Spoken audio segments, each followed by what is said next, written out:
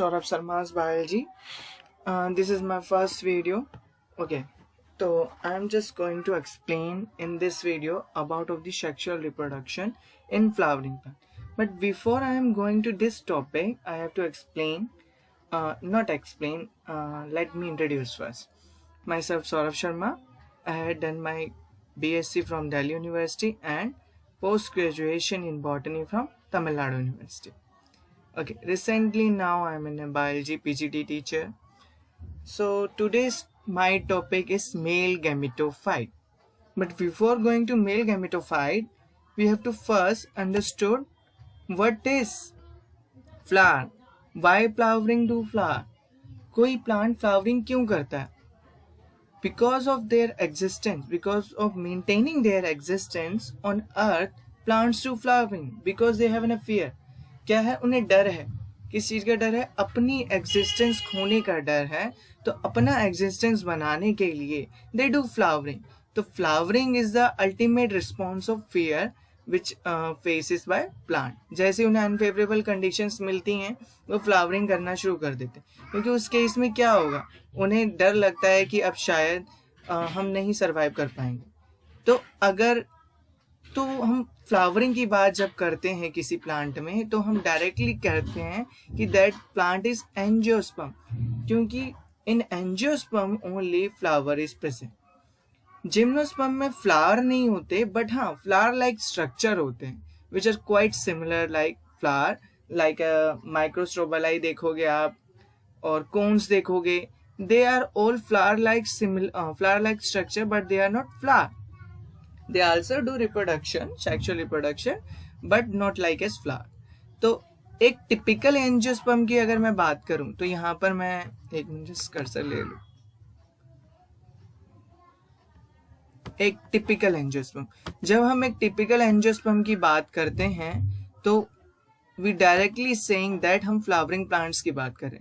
तो flowering plants वही plants हो सकते हैं जो ये दो चीजें पोजेस करें, एक अंडरग्राउंड सिस्टम रूट सिस्टम और एरियल शूट सिस्टम. तो a typical angiosperm possess this two type of system. Underground root system में क्या आ जाएगा? प्राइमरी रूट्स आ जाएंगी, सेकेंडरी रूट्स आ जाएंगी और रूट कैप आ जाएगा. तो everything which is required for their maintenance वो सब आ जाएगा. और शूट सिस्टम में क्या आ जाएगा? सबसे पहले आएगा फ्लावर, बट सबसे पहले फ्लावर नहीं अराइज आता, तो मैं नीचे बिलो से स्टार्ट करूंगा. रूट्स अराइज होंगे आपके प्लिम्यूल से. क्या है? कॉटिलिडन्स से आपका प्लिम्यूल और रेडिकल से अराइज होता है, रेडिकल से रूट बनती है और प्लिम्यूल से शूट एपिकल मेरिस्टम में से शूट्स अराइज होती हैं. ठीक है. Now this shoots producing an internode and node. आप देखोगे कुछ भी, जो भी आपका फ्रूट है, फ्लावर है, स्टेम नॉट स्टेम, लीफ है, बड है, ये आपका कहां से अराइज हो रहा है? ये आपका नोड से अराइज हो रहा है. ठीक है, ये चीज नोड से अराइज हो रहा है. ये देखो, दिस आर द नोड्स. ये भी नोड्स है, ये भी नोड्स है. यहाँ पे ऑलरेडी टिक लगा हुआ है, ये भी नोड है. क्लियर? तो I am going to next slide. Flower अगर मैं अपने रिस्पेक्ट में कहूं तो flower is the most beautiful thing which are present naturally on this earth. क्योंकि ये बेटा हर जगह प्रेजेंट है और हर ओकेजन में यूज होता है. चाहे वो आपकी डेथ हो, चाहे वो कोई भी ओकेजन हो, चाहे मैरिज का ओकेजन हो, चाहे किसी की सेरेमनी हो, चाहे किसी की डेथ सेरेमनी हो, एवरीवेयर और every occasion flower is used. Like तो फ्लावर क्या है? फ्लावर दरअसल कुछ नहीं है, ये एक रिप्रोडक्टिव यूनिट है जिसके जरिए एंजियोस्पर्म रिप्रोडक्शन करता है. एंजियोस्पर्म क्या है? ये दुनिया के सबसे क्लेवरेस्ट ऑर्गेनिज्म है इस अर्थ पे. तो क्लेवरेस्ट क्या चीज उन्होंने करी है? उन्होंने अपने एग्जिस्टेंस के लिए ऐसी चीजें बनाई अपने अंदर कि जिससे अदर ऑर्गेनिज्म अट्रैक्ट हों उसकी तरफ और उसके एग्जिस्टेंस को बनाने के लिए वो उसको फैलाएं. आप देखोगे प्लांट्स एक ही जगह पे रहता है, लेकिन there are lots of plant on this earth. क्यों? क्योंकि उन्होंने ऐसी चीजें इवॉल्व करी हैं, like in a flower, like in a fruit. क्योंकि ये क्या है, आपका कोई भी फ्रूट अराइज होगा, फ्लावर अराइज होगा, ब्यूटीफुल हनी, बटरफ्लाई, बर्ड्स वगैरह, ये सब उसकी तरफ अट्रैक्ट होंगी. तो ये सारी चीजें नेचर की इसलिए ही है क्योंकि plants is the most cleverest organism on this अर्थ। तो इस ये फ्लावर क्या है एक्चुअल में? फ्लावर कुछ नहीं है, जब एक शूट पे हाईली कंप्रेस्ड प्रेशर पड़ता है तो ये फ्लोरल अपेंडेजेस बनाती है। तो flower is just not, it is just highly modified shoot which bearing flower leaves on their nodes, ये नोड्स पे। तो फ्लावर की अगर हम डायरेक्टली बात करेंगे तो फ्लावर लीव्स क्या है, 4 वुरल्स में अरेंज हैं। इन 4 वुरल्स को हम साइंटिफिकली कैलेक्स, कोरोला, एंड्रोशियम और गाइनोशियम कहते हैं। कैलेक्स को, इंडिविजुअल कैलेक्स को हम सेपल भी कहते हैं और इंडिविजुअल कोरोला का पेटल कहते हैं। Androecium is the male reproductive unit in flower that is स्टेमन and gynoecium is the female reproductive part that is pistil. A typical complete flower, कोई भी फ्लावर को हम कैसे कह सकते हैं that is in a complete flower? अगर कोई फ्लावर को हम कंप्लीट फ्लावर कह रहे हैं that means it can possess both sex character, that is male और female both are present in same flower. तो एक टिपिकल कंप्लीट फ्लावर का अगर एग्जांपल दूं मैं आपको, दैट इज हिबिस्कस। हिबिस्कस आपको कॉमनली हर जगह मिलेगा, जिसको हम चाइना रोज भी कहते हैं। रेड कलर का बहुत ही प्यारा सा शो होता है, नॉर्थ इंडिया में आपको रेड कलर का ज्यादातर मिलेगा। ये क्या है, एक टिपिकल फ्लावर, ये बायसेक्सुअल फ्लावर है। हम बायसेक्सुअल टर्म प्लांट्स के लिए यूज करेंगे और हर्माफ्रोडाइट एनिमल्स के लिए यूज करेंगे। तो ये सारी चीजें उसमें प्रेजेंट होनी चाहिए। क्या? Male reproductive system, female reproductive system, sepals, petals, this are petals. ये सारी चीजें अगर प्रेजेंट हैं तो वो एक टिपिकल कंप्लीट फ्लावर कहलाएगा।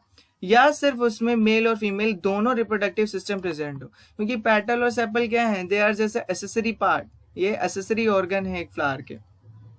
Now we are moving towards the male reproductive, male gametophyte. जैसे मैंने आपको स्टार्टिंग में बताया था, today's topic is male gametophyte. तो इसमें मेल गैमेटोफाइट में हम सबसे पहले बात करने जा रहे हैं स्टेमन की, ठीक है, यानी एंड्रोशियम की हम बात करेंगे। एंड्रोशियम में स्टेमन। स्टेमन क्या है? स्टेमन consist of 2 thing, one is filament. इस दोनों चीजों को हम स्टेमन बोलेंगे, ठीक है, या एंड्रोशियम भी बोल सकते हैं। तो इट कंसिस्ट एक filament which is long and slender stock. Stock कहने का मतलब it just providing in a base for anther, ये बेस प्रोवाइड कराते हैं, होल्ड करके रखते हैं एंथर को। तो only in स्टेमन anther is a fertile part. Anther is responsible for doing fertilization and it is the only fertile part which produces pollen. तो anther क्या है? anther भी आपका एक्चुअल में फर्टाइल पार्ट नहीं है, इसके अंदर जो पोलन ग्रेन्स प्रोड्यूस हो रहे हैं that is a fertile part. तो हम आगे लेकर चलते हैं। अभी तक हमने स्टैमन करा, अब now we are moving towards anther. Structure of anther, अगर एंथर को आप क्लियरली देखोगे तो ऐसा कुछ स्ट्रक्चर था, बीच में एक लाइन सी थी और ऐसे फिलामेंट अराइज हो रहा था, यहां पे आप देख रहे हो। तो ये क्या है? Anther is bilobed, bilobed in nature होते हैं। एंथर में 2 लोब प्रेजेंट होते हैं, इसको 1 लोब कहेंगे and the second one is second lobe. तो एक्चुअल में ये कनेक्टिव, ये दोनों लोब सेपरेटेड होते हैं बाय न कनेक्टिव टिश्यूज। यहाँ पर एक कुछ कनेक्शन होता है जहां से फिलामेंट कनेक्ट होती है, यहीं से ये आपके सेपरेट होते हैं। And each lobe consist of 2 theca, हर एक लोब 2 थैका कंटेन करता है। तो अगर indirectly I am going to say that anther is tetrasporangiate, क्योंकि हर एक थैका एक माइक्रोस्पोरेंजिया कंटेन करता है, ठीक है। तो anther is the tetrasporangiate. Now हमने अभी तक ये कर लिया, बाइलोब देख लिया, कनेक्टिव टिश्यू देख लिया, 2 theca, each theca 1 microsporangium, we are all done this. Anther is tetra, ये भी हो गया microsporangia. We are moving towards now microsporangia. तो माइक्रोस्पोरेंजिया का पहले स्ट्रक्चर देखते हैं। आप देखोगे कोई भी लेयर होती है तो हम आउटर मोस्ट लेयर को एपिडर्मिस कहते हैं। जब फ्लावर बड कंडीशन में प्रेजेंट था तो it is epidermal in nature, ठीक है, उसकी जो आउटर मोस्ट लेयर है वो एपिडर्मिस में है। अब उसके बाद एपिडर्मिस के बाद आपके हाइपोडर्मस सेल्स अराइज होते हैं, जो क्या हो जाएंगे, ये हाइपोडर्मस सेल्स एंथर लोब में, ठीक है, एंथर लोब में प्रोमिनेंट हो जाएंगे। प्रोमिनेंट होने के बाद ये आर्किस्पोरियल सेल में डिफरेंशिएट होंगे। आर्किस्पोरियल सेल, ठीक है, which is the ultimate final cell and which is यही सेल रिस्पॉन्सिबल होते हैं आपके एंड पोलन ग्रेन प्रोड्यूसिंग के। एक्चुअल में कैसे, ये हम देखेंगे अभी। ये आर्किस्पोरियल सेल डिवाइड होंगे 2 लेयर्स में, not 2 layers, I am just saying that कुछ ग्रुप 2 ग्रुप्स में डिवाइड होंगे। One group is called an wall layers and the second group is called as an sporogenous cells. यहाँ पे मैं आपको draw करके दिखाता हूँ, कुछ इस तरह का है। तो ये जो आपके इतनी लेयर्स होती हैं इनको हम वॉल लेयर्स कहेंगे। और ये जो आर्किस्पोरियल सेल है ये 3 to 4 लेयर्स बनाता है एंथर वॉल के। 3 to 4 क्यों लिखा है, क्योंकि किसी किसी में जो ये मिडल लेयर होती है ये एब्सेंट होती है। क्लियर है। तो आउटर मोस्ट लेयर को क्या कहेंगे, एपिडर्मिस कहेंगे।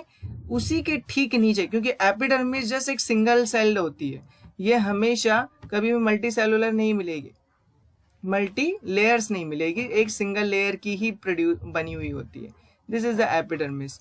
और ये वो एपिडर्मिस नहीं है जो ये फ्लावर बड में प्रेजेंट थी। दिस एपिडर्मिस इज डिफरेंट, क्योंकि जो वो फ्लावर बड में हाइपोडर्मल सेल में जो एपिडर्मिस थी, जो यहाँ एपिडर्मिस थी, जो हाइपोडर्मल सेल में डिफरेंशिएट हुई, वो डिफरेंट है। वो फ्लावर बड के अलग अलग पार्ट्स में डिवाइड हो गई है, या अलग अलग पार्ट में उसने अपना सहयोग दे दिया। अब बात कर रहे हैं एंडोथीशियम की, जो इनर मोस्ट लेयर है, ये जस्ट एपिडर्मिस की इनर लेयर है। एपिडर्मिस से जस्ट इनर है, जहां पे आपकी कुछ फाइब्रस लेयर या फाइब्रस सेल्स में थिकनिंग होती है कुछ केमिकल्स की।